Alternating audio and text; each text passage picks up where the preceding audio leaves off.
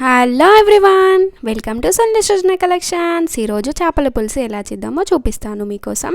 అయితే ఇక్కడ ముందుగా కొంచెం ఆనియన్ ఎక్కువగానే తీసేసుకొని తర్వాత వెల్లుల్లి పీల్ చేసి పెట్టుకున్నవి ఒక 2 బంచ్ అట్లా వేసేసుకొని మంచిగా ఫ్రై అవ్వనివ్వాలి. మరీ ఎక్కువ ఫ్రై అవ్వాల్సిన అవసరం లేదు. ఒక 80% 70% కుక్ అయితే చాలు. తర్వాత దీన్ని మిక్సీ జార్లోకి వేసేసుకొని ఆయిల్తో కాకుండా ఆయిల్ వంపేసి వేసుకోండి. సాల్ట్ యాడ్ చేసుకొని మిక్సీ పట్టేసుకోవడమే. తర్వాత మనం ఫిష్ని మంచిగా వాష్ చేసుకోవాలి, ఎందుకంటే సీ ఫుడ్ అంటే స్మెల్ వస్తుంది కదా. అండ్ ఇంకో టిప్ చెప్తాను మీకోసం.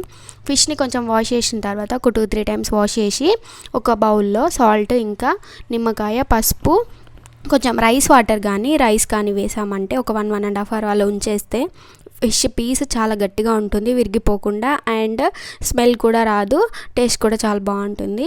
తర్వాత ఇట్లా స్టెయినర్లో వేసేసుకొని వాటర్ తీసేసుకున్న తర్వాత దీన్ని ఇప్పుడు మనం మ్యారినేట్ చేసుకుందాము. ఉప్పు, కారం, పసుపు ఇంకా ధనియాల పౌడర్ వేసేసుకొని మనం ఇందాక మిక్సీ పట్టుకున్న ఆనియన్ పేస్ట్ కూడా వేసేసుకోవాలి.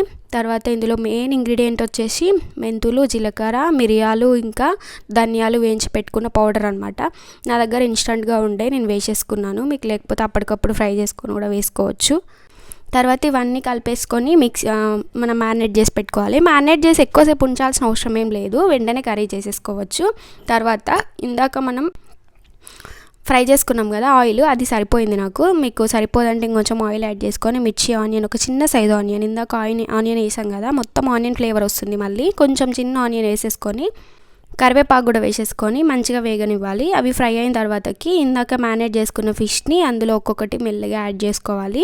తర్వాత ఇప్పుడే కొంచెం ఎక్కువగా కలపండి, అంటే అటు ఇటు ఫ్లిప్ చేయడానికి. తర్వాత ఫిష్ని ఎక్కువగా కలపకూడదు, విరిగిపోతుంది పీస్.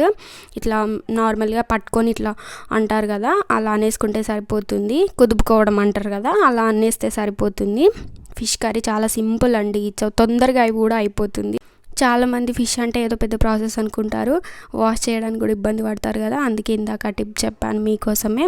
తర్వాత ఇట్లా కొంచెం అటు ఇటు ఫ్రై చేసుకున్న తర్వాత చింతపండు గుజ్జుని మరీ పలచగా కాకుండా మరీ తిక్కుగా కాకుండా నార్మల్ కన్సిస్టెన్సీలో తీసి పెట్టుకొని ఒక 5 మినిట్స్ ఇవి ఫ్రై అయిన తర్వాత మనం ఈ పులుసు వేసుకోవాలి. పులుసు వేసుకున్న తర్వాత ఒక 12-15 మినిట్స్లో కర్రీ అయిపోతుంది, తొందరగా అయిపోతుంది. దీనికి కాంబినేషన్ వైట్ రైస్ బెస్ట్ అండి. తర్వాత ఇందులో ఒక మెంతి కూర కట్ట, లాస్ట్లో కరివేపాకు యాడ్ చేసుకుంటే ఫ్లేవర్ బాగుంటుందని మళ్ళీ యాడ్ చేశాను. అండ్ పౌడర్ అని చెప్పాను కదా, మెంతుల పౌడర్, అది కూడా యాడ్ చేసుకొని కొత్తిమీర వేసేసుకొని దించేసుకోవడమే. Thanks for watching. సబ్స్క్రైబ్.